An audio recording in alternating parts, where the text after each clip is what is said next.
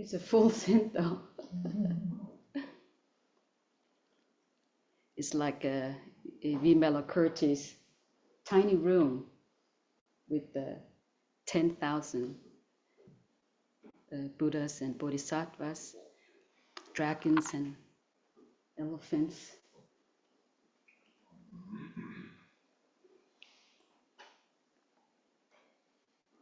Last night, here in the Zendo, we had Fusatsu.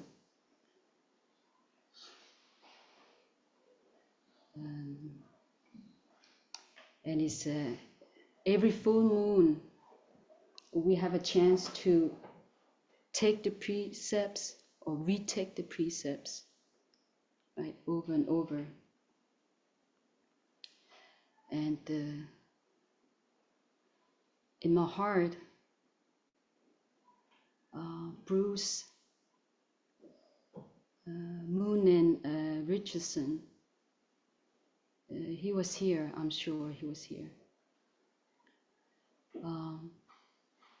In this very space in front of the altar, Hocho-san, who's now in Iceland doing the sesshin with the Icelandic Sangha, were able to have a very private and very private Jukai, full Jukai ceremony for Richardson, his last name, Bruce, of course, Moonen, and Mu means no mind, Nen is beyond discrimination. And Bruce, he passed away a week ago, just a few days after he took the precepts. And he could barely muster himself up here, or barely walk. But he did it. I'm sure he knew it was important to do it. And it's in his spirit, I have him in mind, to saying a few words about practice.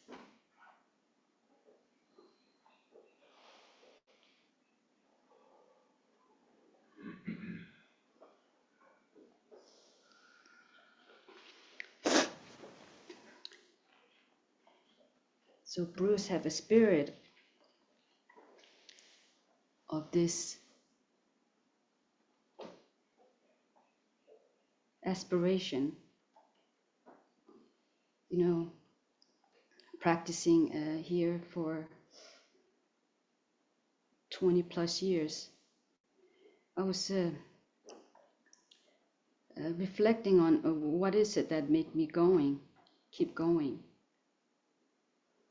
And I thought maybe I should investigate what that aspiration, what that is. And I came across Dogen's fascicle.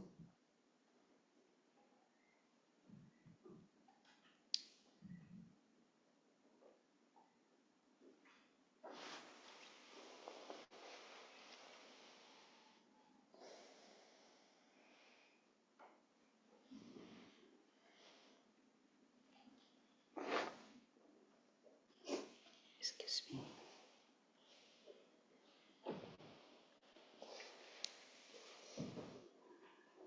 The aspiration for enlightenment arouses itself.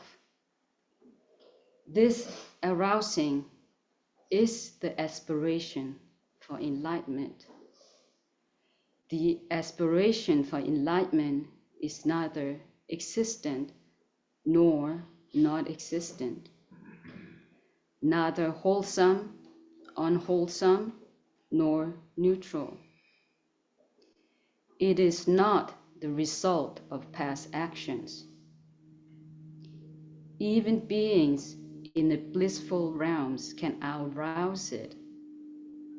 The aspiration for enlightenment arises just at the time of arising.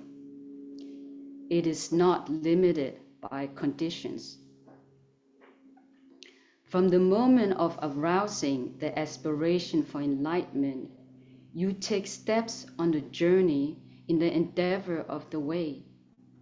Merging with realization and thorough understanding are all the vital eyes, bones, and marrow that dash into seeing the Buddha.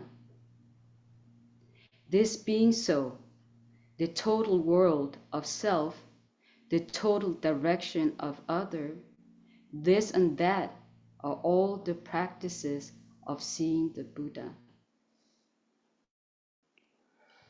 You should stop searching for phrases and chasing after words. Take the backward step and turn the light inward. Your body-mind of itself will drop off and your original face will appear. If you want to attain just this, immediately practice just this. To arouse the aspiration for enlightenment is to make an offering of sand and rice water to the Buddha. It is to make an offering of a handful of food to sentient beings. It is to make an offering of a bouquet of flowers to the Buddha. To practice a small virtuous act within the encouragement of someone else, or to bow to the Buddha following the demon's deceptive advice, is also arousing the aspiration for enlightenment. In general, when you are a beginner, you cannot fathom the Buddha way. Your assumptions do not hit the mark. The fact that you cannot fathom the Buddha way as a beginner means not yet that you lack ultimate understanding, but that you do not recognize the deepest point. 80,000 skandhas of all phenomena become the causes and conditions for arousing the aspiration for enlightenment. There are those who arouse the aspiration for enlightenment in a dream and attain the way. There are those who arouse the aspiration for enlightenment and attain the way while intoxicated. There are those who attain the way when they see flowers flying and leaves falling. Others attain the way among peach blossoms or green bamboo. Some attain the way in the devil realms or in the ocean. All attain the way.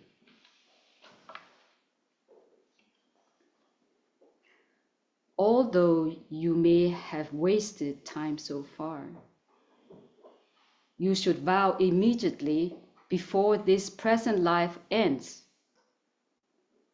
Together with all sentient beings, may we all hear the true Dharma from this birth on throughout future birth. Take refuge in the great way of Buddha ancestors and devote yourself to the practice of way-seeking mind.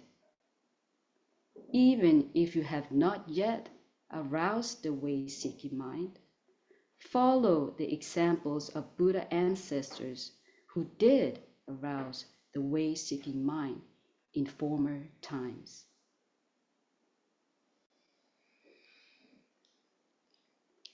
Awake or asleep in a grass hut, I pray to bring others across before myself.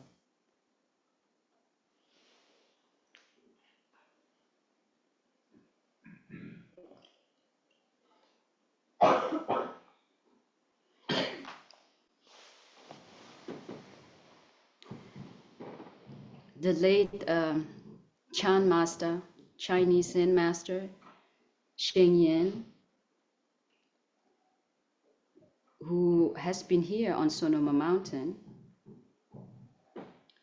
um, he writes this, some instructions for all of us. There are some people who practice what we call peaceful Chan, Zen.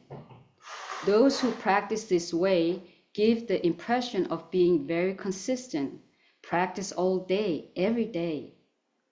But such a person might practice for a while, then think, oh, it's about lunchtime. After lunch, they will rest for a while and then resume practicing. Suddenly, it's about time to do my laundry. After the laundry, they're a bit fatigued, so they take a break. Soon it's time for dinner. And after dinner, the stomach is a bit full, so they have to wait a while before continuing to practice for a little while. Before you know it, it's time for bed. Some practitioners will continue doing this day after day for years, and people will regard them as great practitioners. But in fact, they may still be the same as when they began to practice. If they seem stable and free of vexations, it's because they do very little, perform no serious work, and avoid involvement or contacts. I once met a monk who told me, while I was practicing, I attained great liberation. I then asked at the time, is it correct that you never had worries about food or clothing, never had to deal with quarrelsome people? This person answers, of course, I was practicing.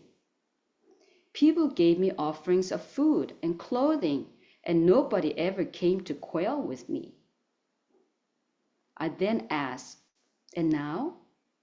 He told me he now had many vexations because the environment was different. I said to him, if you attain great liberation then, why aren't you free from vexations now? Actually, people like this will never become enlightened.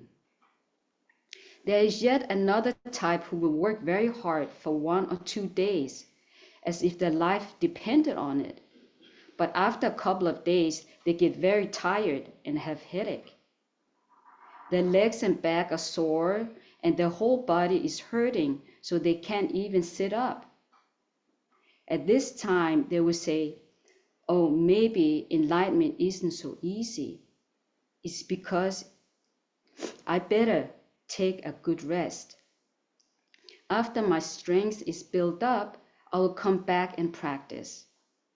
After the body has recovered and they feel well rested, they will come back in the same manner.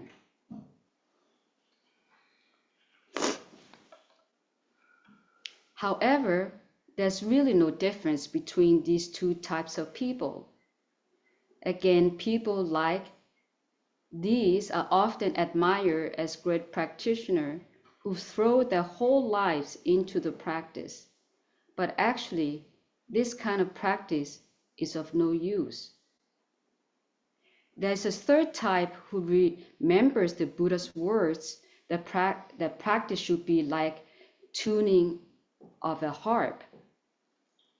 Just as strings of a harp should not be too loose or too tight, so one's practice should not be too loose or too tense. Some people take this to mean that one should practice very hard until tired, rest for a while, and then continue practicing. They believe they are practicing proper meditation. However, this is still useless. It's like climbing up a rope. You climb very energetically for a while, but then you feel tired and take a rest, allowing yourself to slide back to where you started. You can't make progress that way. This third type of person needs the guidance of a good teacher to tell him or her when to practice energetically and when to take rest without sliding backwards. For example, a person meditating who hears the sound of a bell may think, "Oh, time is up. I should be tired now, so I think I will stretch my legs." At these moments, this person needs a good teacher to use very strong, even fierce method to make that person realize that though capable, their laziness is rendering their practice useless. People tend to easily forgive themselves.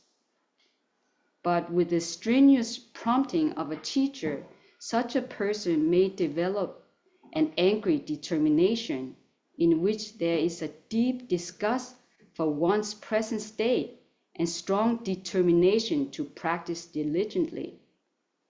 It is very important for the teacher to recognize whether a practitioner's mind is ready to generate the great doubt sensation. The master may even tell the disciple that they should rest before continuing. Of course, for those with the sharpest karmic roots, like the sixth patriarch Hyuneng, none of this is necessary. Such a person will not need the guidance of a master, but for most people, having a good teacher is needed to persevere and attain some good results.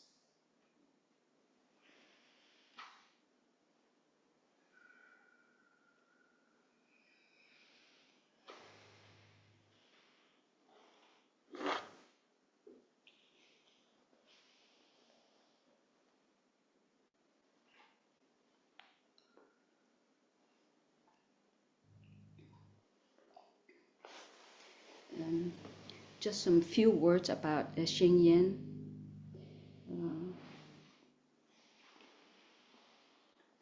That he wrote about himself.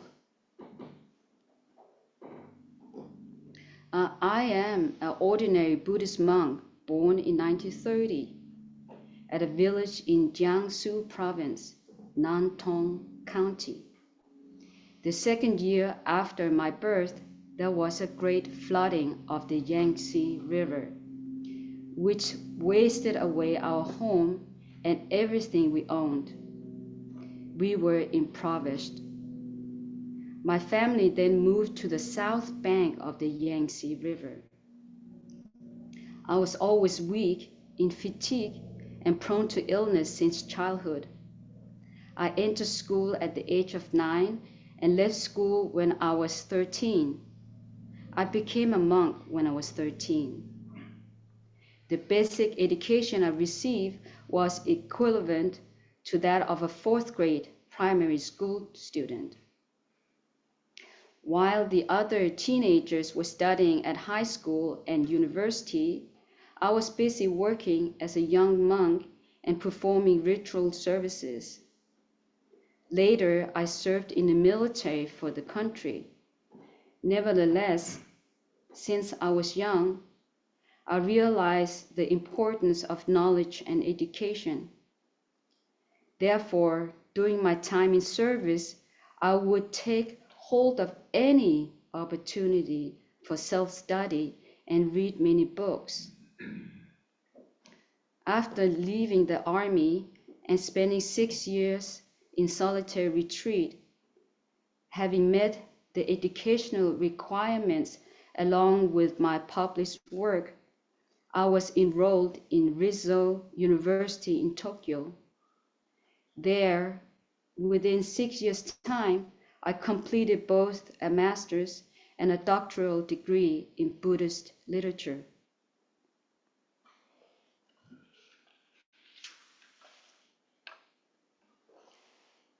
From the time I realized that the sutras are used to provide knowledge and method to purify society and the human mind, I felt lament. I thought, The Dharma is so good, yet so few people know about it, and so many people misunderstand it. Ordinary people treat Buddha Dharma as something secular or mystical. At best, they treat it as an academic study. Actually, Buddhism is a religion that applies wisdom and compassion to purify the human world. I vowed to use contemporary ideas and language to introduce to others the true meaning of the Dharma that was forgotten, and to revive the spirit of Shakyamuni Buddha.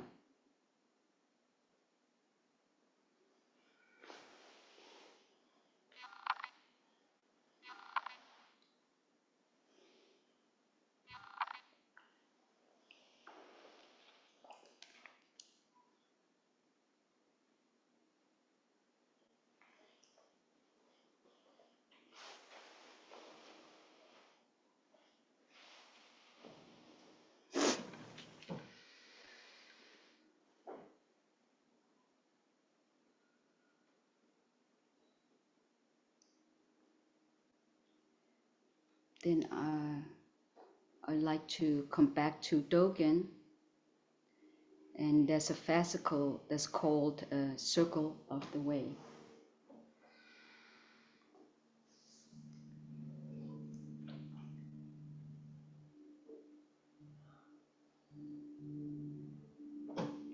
On the great road of Buddha ancestors, there is always an unsurpassable possible practice, continuous and sustained. It forms the circle of the way and is never cut off. Between aspiration and practice, enlightenment and nirvana, there's not a moment's gap. Continuous practice is the circle of the way. This being so, continuous practice is undivided, not forced by you or others.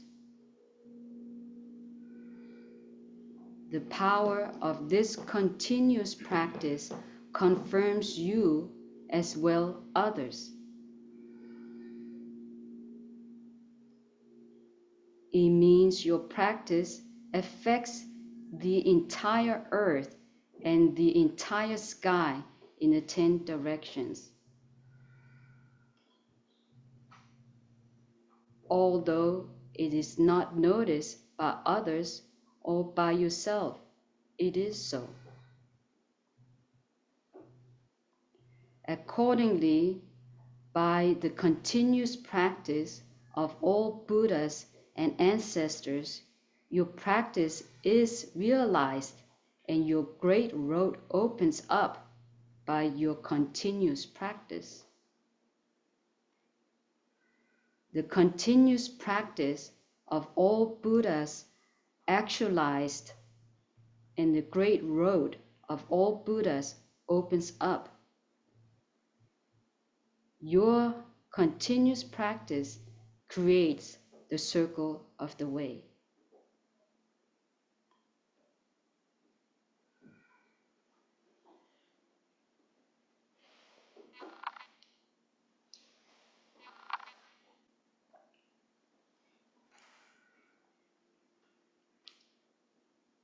Intimacy renews intimacy. Because the teaching of practice and enlightenment is the way of Buddha ancestors. It is intimacy that penetrates Buddha ancestors. Thus, intimacy penetrates intimacy.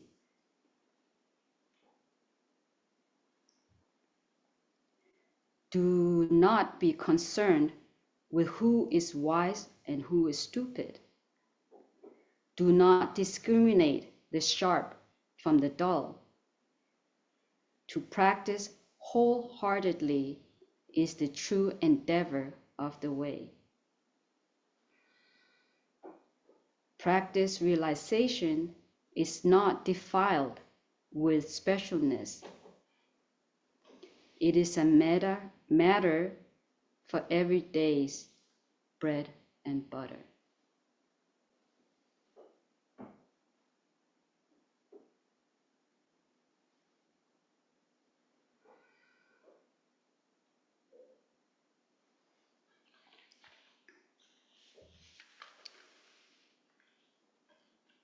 I think that's enough.